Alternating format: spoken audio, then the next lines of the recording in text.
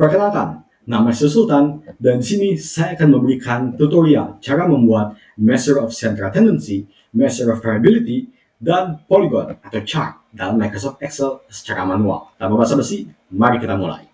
Oke, sebelumnya ada baiknya kita mensortir terlebih dahulu data-data mentahnya dengan menggunakan sort dan filter. Di sini kita bisa memilih dari angka terkecil sampai terbesar atau sebaliknya. Namun di sini saya udah sortir ya, jadi tidak perlu. Pertama-tama kita mulai dari score X. Apa itu score X? Score X itu adalah angka-angka yang muncul sepanjang rentan data mentah. Namun pastikan di score X ini tidak ada data yang duplikat sama sekali. Caranya gampang. Copy data mentah, masukkan ke score X. Setelah itu kita masuk ke data dan kita pakai remove duplicates untuk mempermudah. Jadi kita pilih continue with the current selection, remove duplicates. Di sini kita pencet OK. Udah deh, hilang duplikatnya. Oke, kita lanjut ke frekuensi. Frekuensi ini menunjukkan seberapa banyak angka dari score X muncul dalam data mentahnya. Kita dapat menghitung frekuensi dengan menggunakan rumus sama dengan count if. Kita blok rumus data mentahnya di atas bawah, lalu kita ambil data dari teratas dari score X, yaitu B2. Pencet, nah keluar nih 1. Di sini kita hanya perlu ngedrag dari atas sampai bawah dan oke, keluar semua frekuensi dari data score X. Oke, kita lanjut ke XF. Cara menghitungnya cukup mudah. Kita hanya perlu mengkali score X dan frekuensi sesuai dengan data di sana. X kali F. Caranya sama dengan 118 kita kalikan dengan frekuensi 1. Enter. Nah, keluar hasilnya 118. Sama, karena dikali 1. Kita tiga saya bawah dan keluar deh XF-nya semua. Oke, sebelum kita lanjut ke Xmin, ada sebaiknya kita menghitung hasil dari frekuensi dan XF. Dengan begitu kita bisa mencari min-nya. Kita menggunakan rumus sum. Dan rumus itu adalah sama dengan sum. Kita ambil frekuensi 1 sampai bawah, blok, dan enter. Nah, keluar deh hasilnya. Kita apa yang sama dengan XF.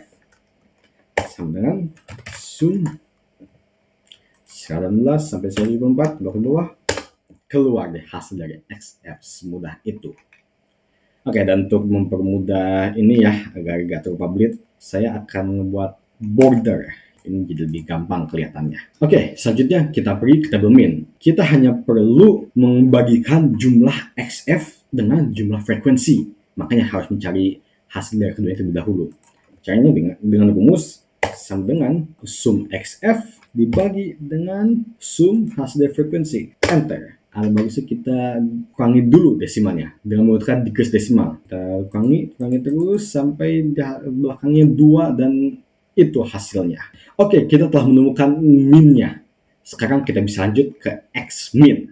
Nah, Xmin ini kita hanya mengurangi skor X dengan min, yang berarti sama dengan skor X paling atas dikurangi 137. Oke, sebelum kalian pencet enter, jangan lupa untuk menambahkan mainnya dengan dolar. Gunakan F4. Tujuannya apa? Tujuannya itu agar untuk nge-lock data tersebut. Sekarang kita enter. Oke, keluar negatif 12. Seperti yang kita lakukan sebelumnya, kita tinggal drag dari atas dan bawah. Nah, keluar deh. Di sini kita hitung hasilnya dengan menggunakan sum. Sum atas negatif 18 sampai 37, enter, keluar hasilnya 55,60. Oke, selanjutnya kita akan lanjut ke Xmin pangkat 2. Untuk menghitung Xmin pangkat 2, kita hanya perlu mengambil data dari Xmin, lalu gunakan pangkat 2 lah. Nah, keluar deh. Oke, ini hasilnya seperti biasa sama dengan sum. Oke, keluar deh 4135,49 hasil dari Xmin pangkat 2. Oke, dan yang terakhir dari tabel ini adalah F Xmin pangkat 2. Caranya mudah. Kita hanya perlu mengkali frekuensi dengan Xmin pangkat 2. Berarti di sini sama dengan frekuensi dikali Xmin pangkat 2. Nah, sekarang enter. Oke, ini hasilnya. Drag ke bawah. Oke, sama dengan sum. Nah, hasilnya kelihatan nih. Selanjutnya, kita akan mencari measures of central tendency. Kita kan sebenarnya telah menemukan min, yang hasilnya 136,57. Jadi sekarang kita akan langsung mencari median. Apa itu median? Median ini adalah skor paling tengah dari data yang telah diurutkan. Makanya kenapa yang diurutkan ini cukup penting ya, agar dapat menemukan median yang mudah. Untuk menemukannya, kita dapat menemukan rumus sama dengan 1/2 dikali kurung hasil dari frekuensi. Kita enter. Oke, action correction 33. Kalian mungkin terheran, loh kok yang keluar angka 33? Padahal kebanyakannya kan 100 ke atas. 33 ini bukan skor ini ya, tapi 33 ini adalah deretan tertengah dari data ini semua. Yang berarti untuk mencari skor tertengah, kita harus mencari yang 33, yaitu ini, 137. Kita ketik saja di sini, mediannya telah ketemu. Selanjutnya, mode. Mode adalah skor yang sering muncul di data. Yang berarti kita hanya perlu mengecek data dari frekuensi. Kita lihat saja di sini, frekuensi paling besar mana? 12. Angka 132. Berarti kita langsung aja masukin ke sini. 132, selesai. Selanjutnya, kita beralih ke measure of variability. Oke, di measures of variability, kita akan mulai dari range. Apa itu range? Range ini adalah jarak antara skor terkecil dan yang terbesar dari skor X. Yang berarti rumusnya, kita hanya perlu skor X dikurangi skor paling kecil sama dengan 56. Yang berarti range-nya telah ketemu, 56.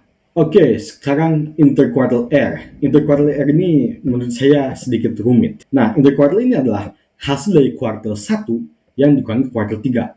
Yang berarti kita harus menemukan terlebih dahulu nih, kuartil 1 dan kuartil 3. Oke, kuartil ini membagikan data menjadi 4 bagian. Bagian kuartil 1, kuartil 2, kuartil 3, dan 4. Dengan median ini adalah kuartil kedua. Jadi kita harus menemukan 1 dan 3.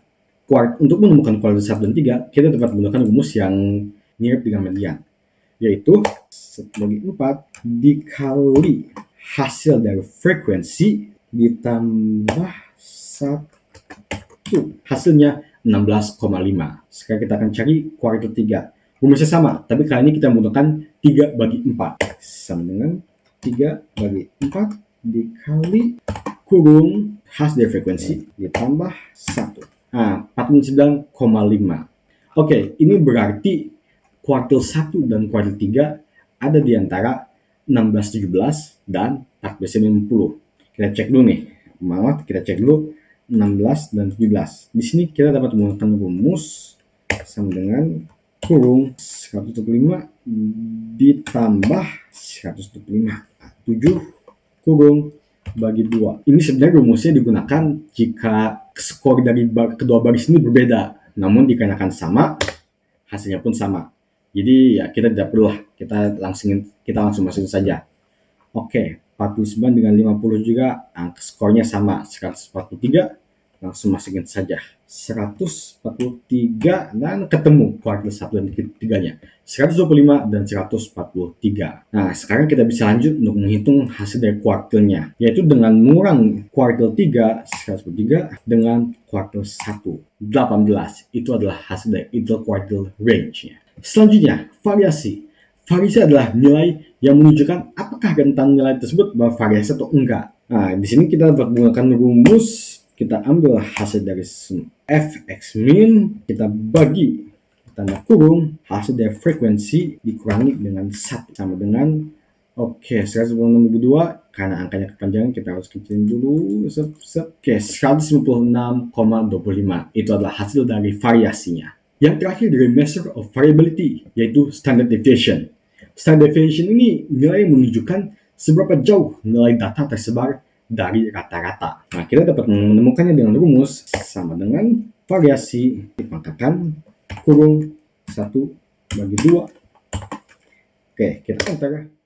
Hasilnya 12,49. Yang terlalu gede, kita akan kurangi desimalnya, kurangi terus sampai 12,5. Itulah hasil dari standard deviation dan measure of variability telah selesai.